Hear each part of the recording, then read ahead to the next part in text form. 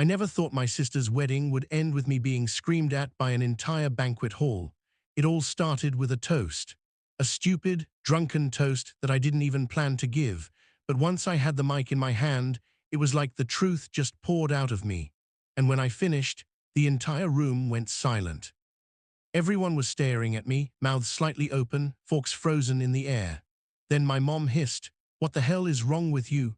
And my sister, still in her glittering wedding gown, looked at me with this mix of rage and heartbreak, like I had just ruined her entire life in front of 200 people. But the thing is, I wasn't lying. I didn't say anything that wasn't true. It was just not the kind of truth you're supposed to say at a wedding, especially not into a microphone, especially not when it involves the groom. The groom, by the way, stood up so fast his chair slammed backward on the floor. He pointed at me, his face turning beet red, and growled, "You just couldn't help yourself, could you?" The whole night had been building up to that moment. I had been watching him all day, and I couldn't shake this gnawing feeling in my gut. This man, my sister's new husband, was a liar. Worse than that, he was a cheater, and I was the only one in that room who knew it.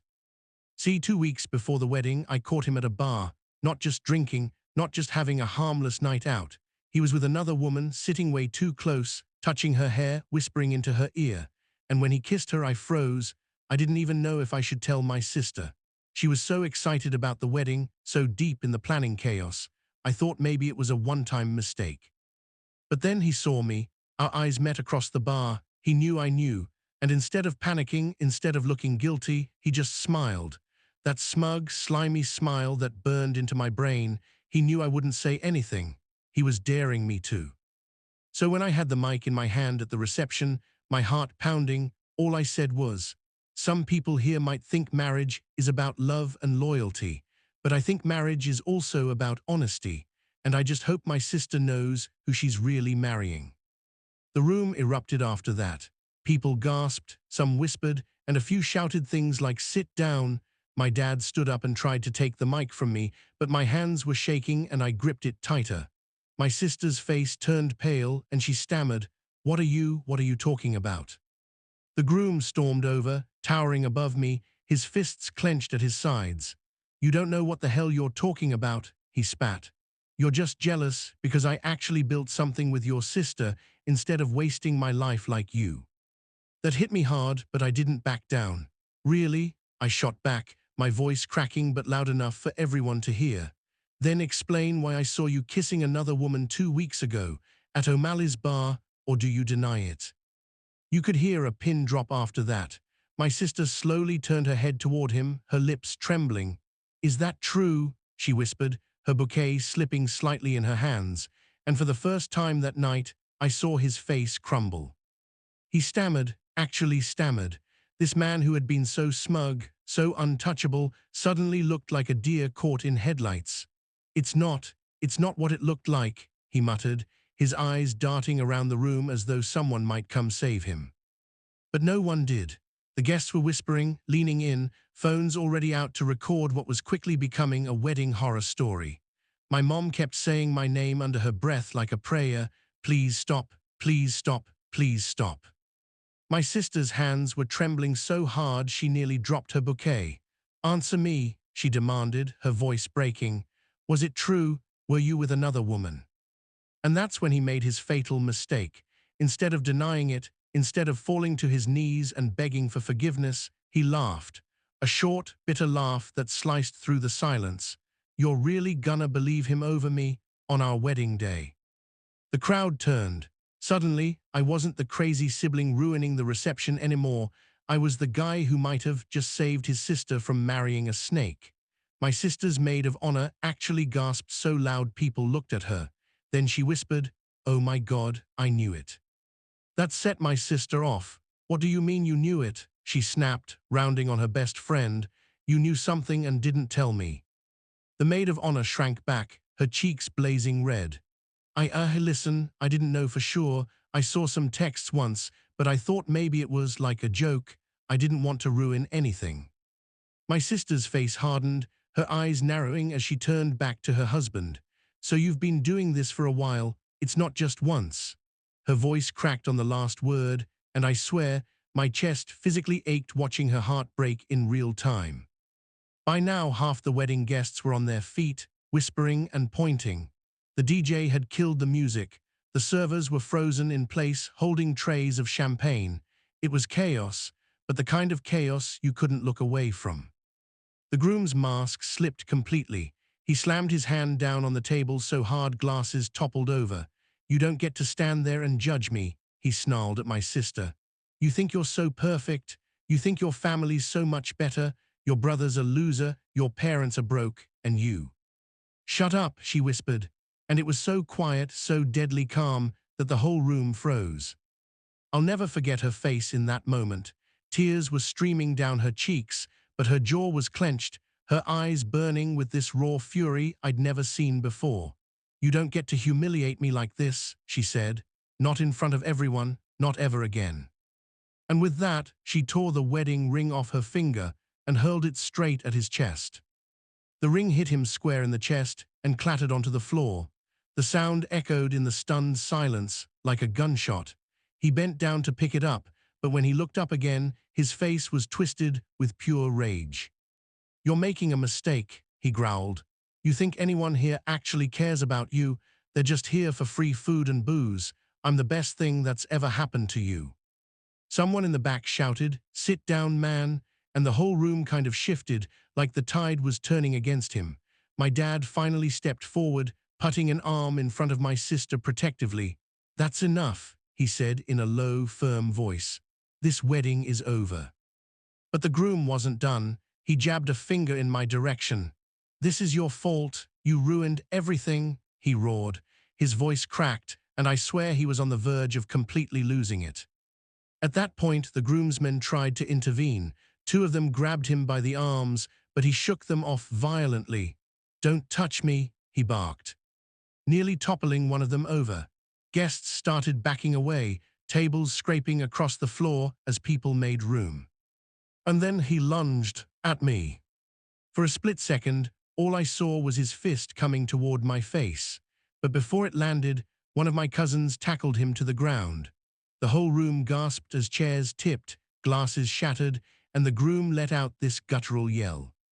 Security, yes, the venue had security, finally rushed in.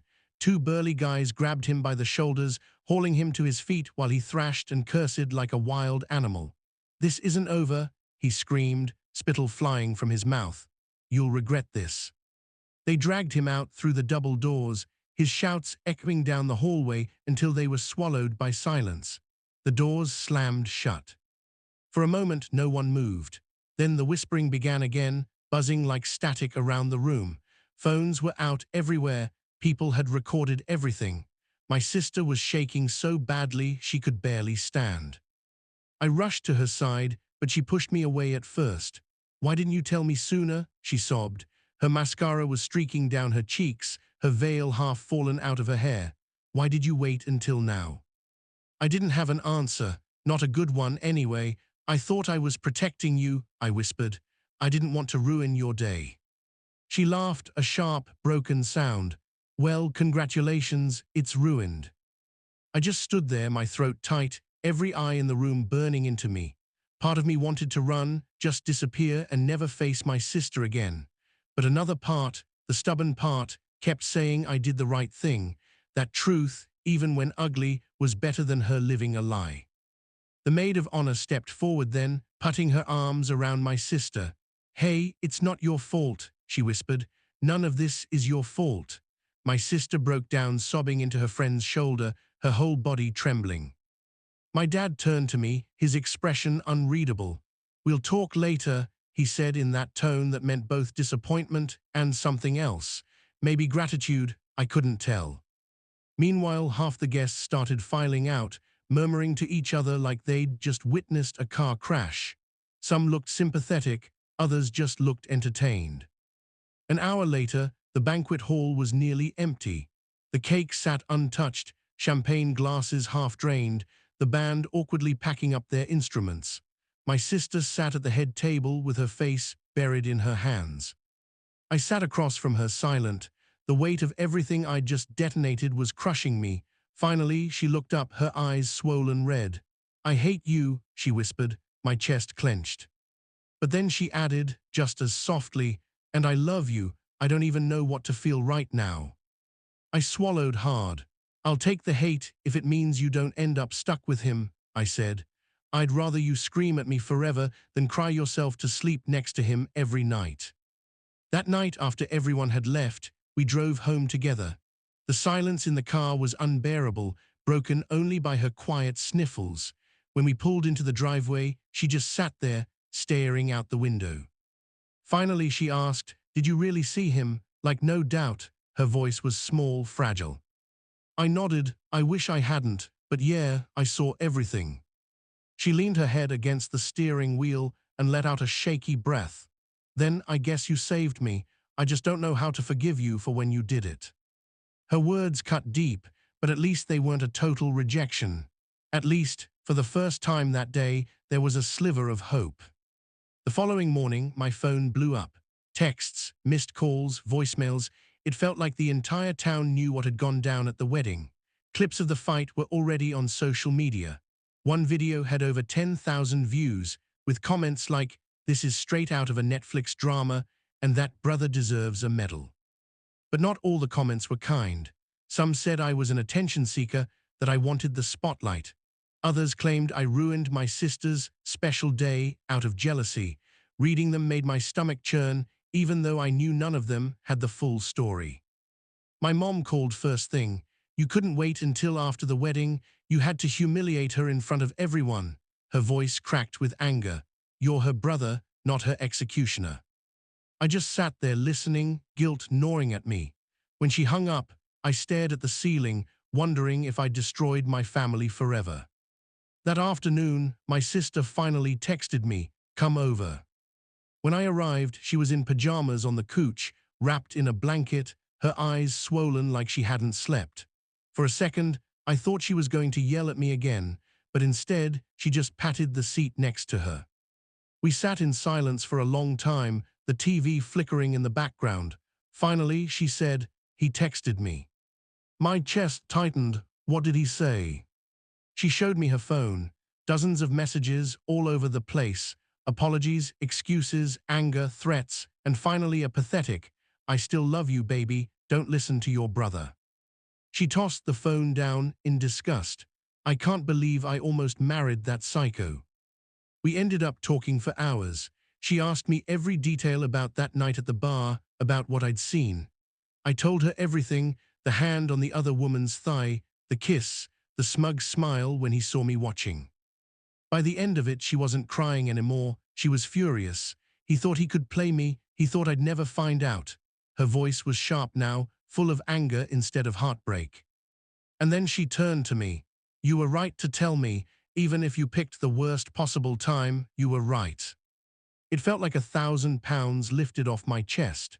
For the first time since that wedding disaster, I actually believed maybe, just maybe, our relationship could survive this mess. Just when I thought things were finally calming down, the groom, well, ex-groom, showed up at my sister's apartment 2 nights later. He was pounding on the door so hard I thought it might break off the hinges. "Open up, we need to talk," he bellowed. My sister froze on the couch, her eyes wide with panic. I peeked through the peephole. He was standing there, red-faced, swaying slightly like he'd been drinking. "Don't," I whispered. "He's not here to talk." But she shook her head. "If I don't face him now, he'll never stop." And before I could stop her, she unlocked the door. The second the door cracked open, he shoved his way inside. "What the hell is wrong with you?" he shouted at my sister. "You're just gonna throw me away because of one mistake." His words slurred, his breath reeking of alcohol. "Get out," she said firmly, her voice shaking. "You need to leave." He laughed bitterly. "Oh, that's cute. You think you're better than me now because your loser brother decided to ruin everything." He turned toward me then, eyes wild. "This is all your fault. You're obsessed with her, aren't you? You couldn't stand to see her happy without you in the picture." That accusation made my blood boil. "You're insane," I snapped, stepping between them. "You cheated, you lied. Don't twist this into something it's not." That's when he lost it. He lunged at me again, fists swinging, and we crashed into the coffee table, knocking it over. My sister screamed, grabbing her phone to call 911. We grappled on the floor, his fist connecting with my jaw once, hard enough to make stars explode in my vision. But adrenaline kicked in, and I shoved him off me, pinning him against the wall. "You're done," I shouted, my voice hoarse. "You don't come near her again, do you understand?" The sound of sirens in the distance finally seemed to snap him out of his rage. He froze, chest heaving, eyes darting toward the window like he was thinking of bolting. A moment later, cops stormed in and dragged him away, his shouts echoing down the hallway just like they had at the wedding. The cops took our statements, and by the time they left, my sister was shaking so badly she could barely hold a glass of water. I sat beside her, my jaw throbbing from where he'd hit me, but I didn't care. All I cared about was making sure she was safe. She looked at me through swollen eyes and whispered, "What if he doesn't stop? What if he keeps coming back?" I put my arm around her. "Then we'll get a restraining order. We'll change the locks. Hell, I'll sleep on the couch every night if I have to. You're not facing this alone." For the first time in days, she managed a tiny, fragile smile. "You really would, wouldn't you?" "Always," I said, and I meant it. Weeks passed. The scandal died down, though people still whispered whenever they saw my sister at the grocery store. The video of the wedding meltdown had racked up nearly 1 million views online, but my sister stopped checking. She was done reliving it. One evening, as we sat on her balcony watching the sun set, she turned to me and said, "You know, you probably saved me from the worst mistake of my life." Her voice was calm now, steady. "I just wish you told me sooner, before all the chaos." I nodded, guilt tugging at me, but she reached over and squeezed my hand. "Still," she added, "I'm glad you did, even if it was messy, even if it hurt." And that's when it hit me. Sometimes doing the right thing doesn't look heroic. Sometimes it looks like chaos, heartbreak, and ruined wedding cake. But at the end of the day, my sister was free, and that made it worth every scar.